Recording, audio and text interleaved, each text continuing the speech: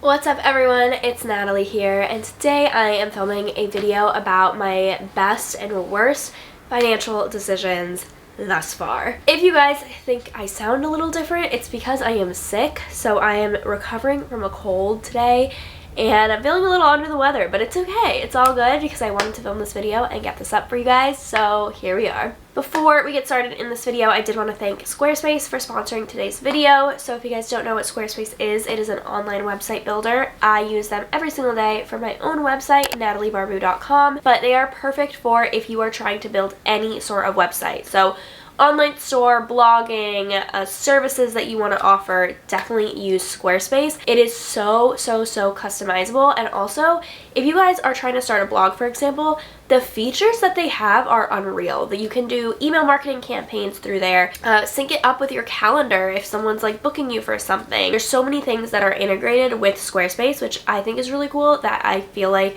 not a lot of other websites have and website builders have, and I have used other website builders, and Squarespace is by far the best one. So many different themes, which is really nice, and because they're so customizable, you can change up any theme and make it exactly the way you like it. But especially if you're trying to do like blogging, online store, all of the features that they offer are really great, and unlike any other website, seriously, I'm not just saying this, like I would not be using them for my website if I didn't actually think that they were the best. Anyways, I did want to thank them for sponsoring today's video. If you guys want 10% off your purchase and your domain, you guys can click the link down below, use my code NatalieBarbu, but I'll have it linked down below for you guys. Definitely, if you guys are starting a website though, use Squarespace. All of the features that are integrated with it are just so amazing, and you will not find that on any other website builder. Thank you so much, Squarespace, for sponsoring today's video, and let's get into the best and worst financial decisions. My best and worst financial decisions. I'm gonna give you guys a little background. I am 23 years old.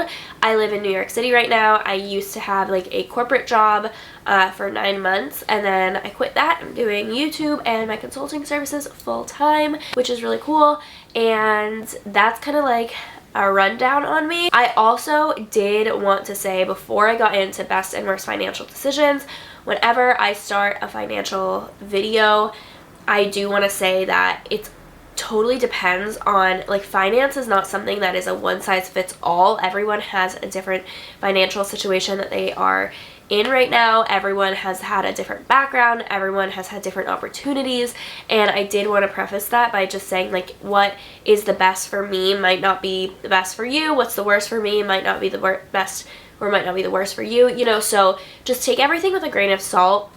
I'm not trying to make this to be like, oh, you should copy me or anything like that, because I think finance is a very personal thing. I did want to say that before I started this video, that everyone's financial situation is different, and it's okay. Like, you don't have to be on the same path as everyone else, and just because someone has more or less than you doesn't make them a better or worse person.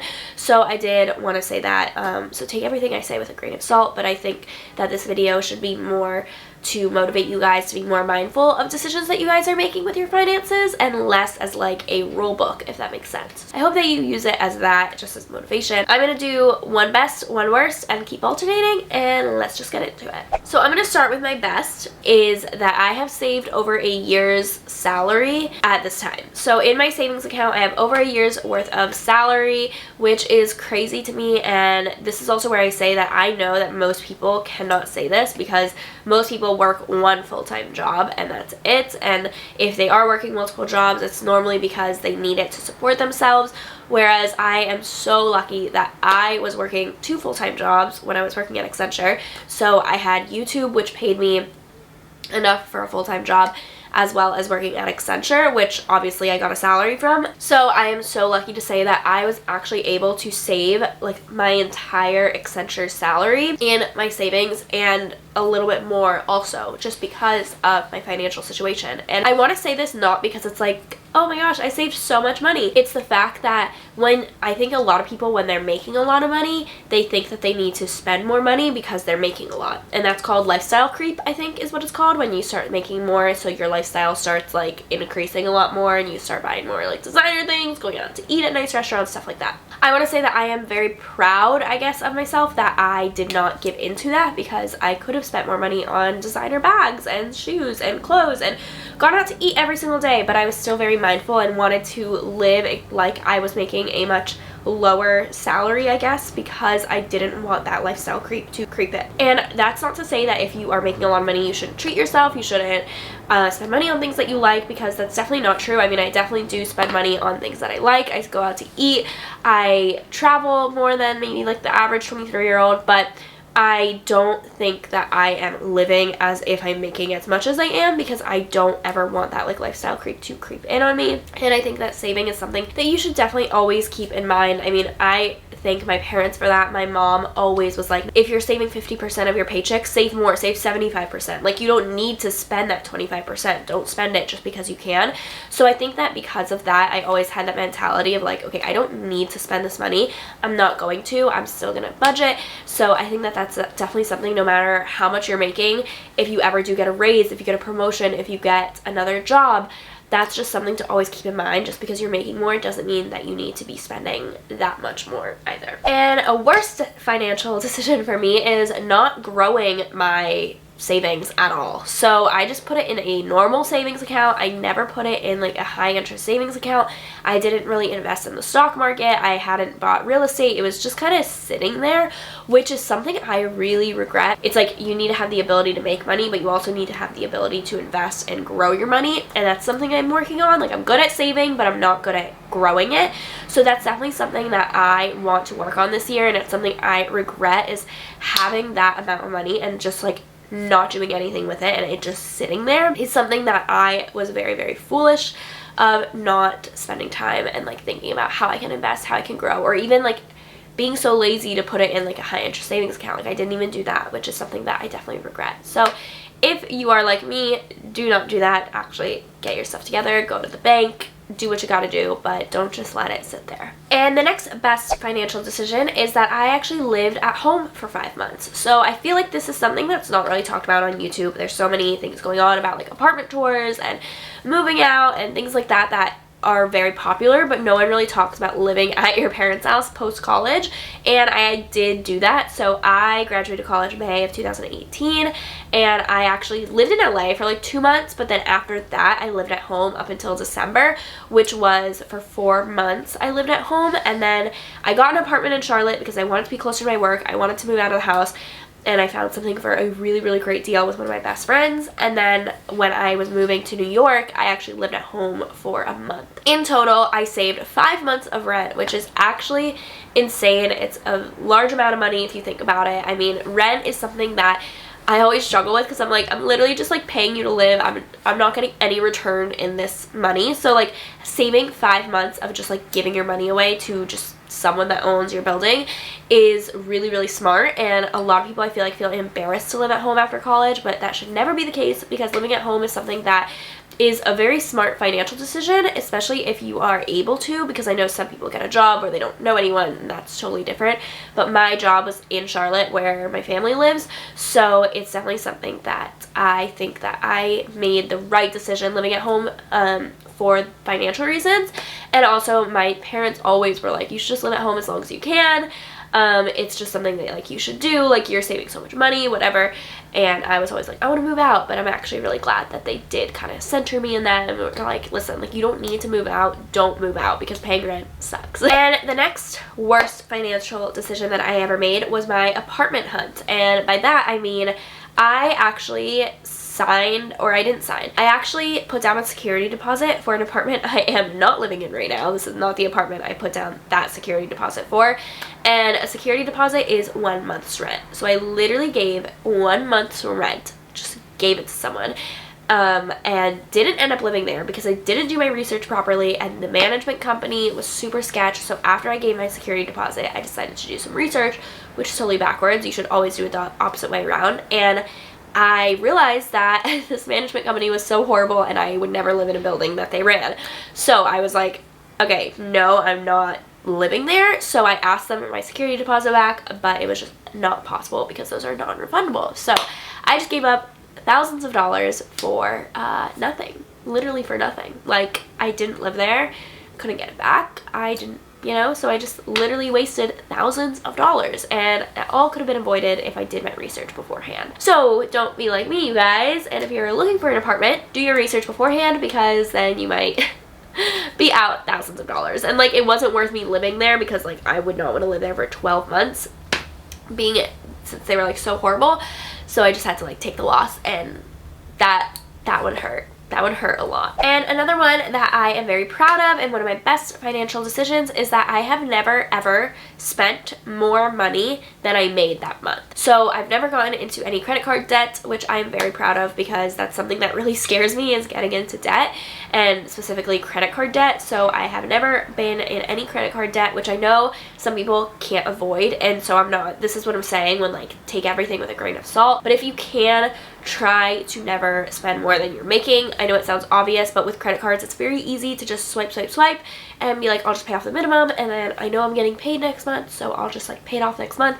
But then you kind of get into a never-ending cycle of never fully paying off your credit card bill, which is something that is really scary. So definitely be sure to always spend less than you're making that month. Don't rely on the next month. Don't rely on your paycheck in the future.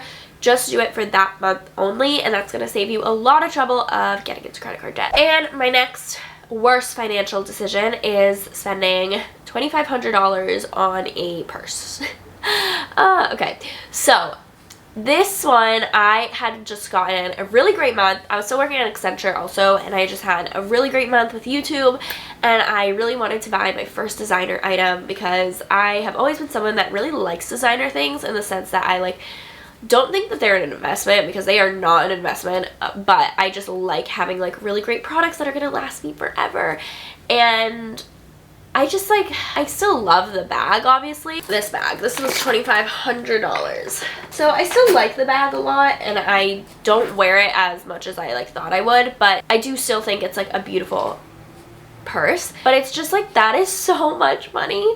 That's more than my rent for 1 month on a purse. And I just am like, oh gosh, like the more I think about it, I'm like, why did I do that? So I mean, it's not like I regret it necessarily, but it's something that I don't see value as much in designer items anymore. I see more value in spending that money towards a vacation, or spending time with like friends and family on a vacation, or like spending money on nicer dinners and things like that. I would rather spend my money on than just like one item. And I know that that purse is going to last me a long time, but it's just like, I don't see the need in spending money on designer things anymore. Not to say that I will never ever ever buy a designer thing, so don't quote me on that, but I used to like them a lot more, and now I'm kind of seeing like, okay, they're not all that, like I don't need to be spending the money on that. I don't know, I feel like it's something that I feel like a lot of people on social media flaunt a lot. Like, they always have their Gucci and their Louis Vuitton, and don't get me wrong, like I have those things too, but spending over $2,000 on a handbag is just a little ridiculous to me, especially because I don't even wear it all the time, and I just like would not spend that money again on something like that. Like, I have like a little Louis Vuitton like keychain, or it's not a keychain, it's like my wallet, and that was $300, which like $300 is expensive, yes, but I literally wear it every single day, keeps all my cards, I have it on my keys. So like, for example, that designer item, I see more of a justification than like a $2,500 purse that I don't wear all the time. You see what I'm saying? So for me, I just don't see the value in those things as much anymore, and I don't think if it was today, I wouldn't be spending the money on that bag. Again, like I said, you can treat yourself, spend your money however you want. It's just something for me now that I think about it. I'm like, oh, I can't believe I did that. And then another thing that is one of my best financial decisions is getting a credit card at 18 years old. So I definitely recommend a credit card if you guys are financially responsible. Please don't get one if you think that you will go into debt, like we were saying before. But you start building your credit, which is really helpful, especially for me. Like when I was applying for apartments in New York, you had to have good credit, and I know that that has hurt people a lot when they just get a credit card a year ago and then they try to apply. You have to actually have like a few years, I feel like, of paying off your credit card on time and paying it off for your credit to build and to be like accurate. If you're applying for an apartment, any big purchases like that, you need to have good credit. So I would definitely recommend getting a credit card as young as possible. If you feel comfortable, don't take my advice if that's not for you, but I'm glad, I will say, I am glad that I did at 18 because it's helped a lot at this point in my life. And then the next worst financial decision that I have made is not being generous enough. And this is something that I guess it's kind of like contradictory, because it's like, normally best financial decisions is like saving all your money, but for me, I really do regret not being generous enough in the past when I know I could have been, and I have really been trying this year to give money to where I feel really needs it, and I know that that can look like so many different things to so many different people. Like, for example, you can tithe at your church 10%, you can give to organizations, but I really want to see like where my money is going, and not that I don't see that if I tithe to a church, but I'd rather give it to organizations that I know like what they're doing with the money, giving it to individuals that I feel really need it. And I'm not someone that flaunts that, so I don't think you'll ever see on my channel like, oh my gosh, I'm giving away $1,000 to someone, because I don't think that that's not why I'm doing it, and I don't want it to seem like that's why I'm doing it. And I get the whole like if you're doing that, like maybe other people will get inspired to give, but it's something very near and dear to my heart that I want to give my money where I feel is right, but it's something that I haven't done in the past, and I really do regret that. Something that I am like, why didn't I? Like, why did I spend so much money on my personal things and like not enough giving back to other people? So that's something this year that I have talked about plenty on my channel that I really want to get into, and I have already started doing, so I'm very proud of myself for that, but it's just been like too long that I haven't done that, and it's something that I really do regret. So if you guys are trying to like thinking about donating, definitely don't hold off like I did, and like start looking for things that you should donate to ASAP. And then the last best financial decision is getting an accountant. So I am self-employed, and having an accountant has literally saved me. She is amazing. She tells me how much taxes to pay, what I can write off, forming my business, all of that good stuff. So having an accountant has literally saved my life. So if you guys are self-employed, then definitely get an accountant. Don't think that you can do it on your own. There's just so many different things that you don't know. I feel like that's not on the internet, that people like her or him, whoever you have as an accountant, go to school for this. This is what they are paid to do, and they are like paid to be on top of all of these new laws and regulations and like loopholes and things like that. So I definitely think that having an accountant has been so beneficial to me and has saved me so much money in the end. And I know that accountants can be expensive, so like I think my accountant is $250 or $300 an hour, so it's like pretty expensive. That's not cheap. But for all the money that she has saved me, and like the headache of like paying my taxes, because I probably would have done them wrong, it has been so beneficial. So I would pay that in a heartbeat. So it's one of those things where like don't be afraid to spend some money on something that's really going to help you long term. Definitely recommend getting an accountant. And the next worst thing, or the last, I guess I should say, worst financial decision is having too many subscriptions. So I'm one of those people that I see something and I'm like, oh my gosh, that's such a great deal. It's this much a month, like that's so cheap. But like the more that adds up, that is a lot of money that adds up. Like I was doing my monthly expenses and I was putting all my subscriptions in there, and I'm like, oh my gosh, this is so much money going through subscriptions. And there's some that I still really love, like obviously you gotta have Netflix, Hulu, those, like, I mean, I'm not gonna give those up. But for example, I have MealPal, and MealPal is $88 a month, and it gives you like 12 meals, which is a great deal for someone who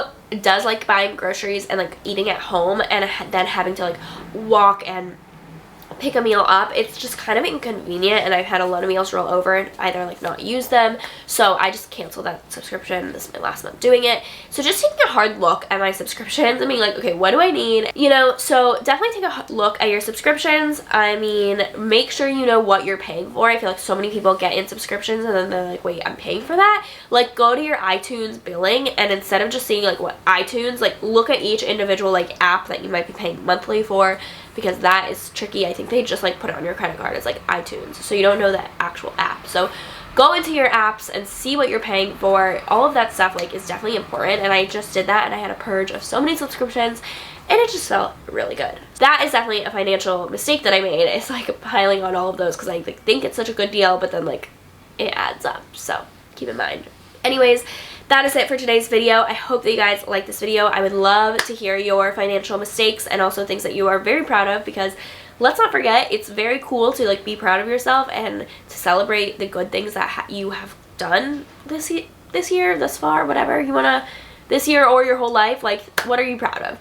Write it in the comments below. I am slowly dying right now. If you guys can hear my voice, I need to blow my nose. But thank you guys for watching this video, and I will talk to you guys in my next one. Bye guys!